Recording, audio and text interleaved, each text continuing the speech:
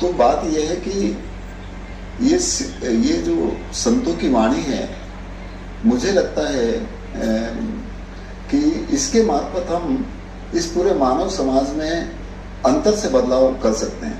और ये हुआ, ये मैं इसलिए कह रहा हूं कि हमने केवल हमारे अपने एरिया में, आप कभी आएंगे तो हम ले चलेंगे आपको, वहां पर कंजर कम्युनिटी है जिसके लिए मैंने बहुत इधर उधर लड़ाई करी कि कम से कम इनको, आपको ज्यादा याद होगा सबको कि इनको अभी भी क्रिमिनल कास्ट मानते हैं। और जहां कंजर शब्द आया कि मतलब वो चोर है, उसने चोरी करी या ना करी, उसको पकड़ करके, और इस शब्द को भी अपमानित करने के लिए इस्तेमाल किया जाता है गाली के तौर पे। निश्चित रूप से बहुत माना बेहुदा तरीके से व्यवहार आज भी होता है।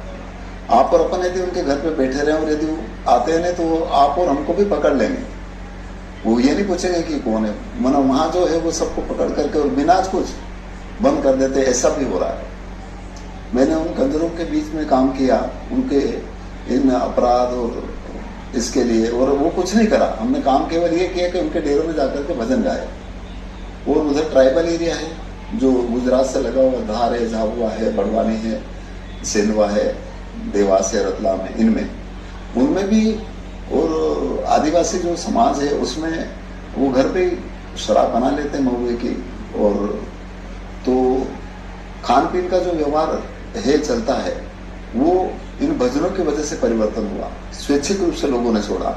आज कंजर कम्युनिटी में कम से कम 40% ऐसे लोग हैं जो सत्संग से जुड़े, भजनों से जुड़े, राधा स्वामी से जुड़े। उन्होंने अपने खान पान को, अपने रहनी गहनी को, अपने चाल चलन को छोड़ा और शिक्षा के साथ में भी वो जुड़े।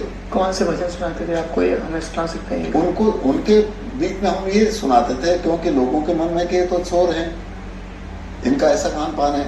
तो मुंह पर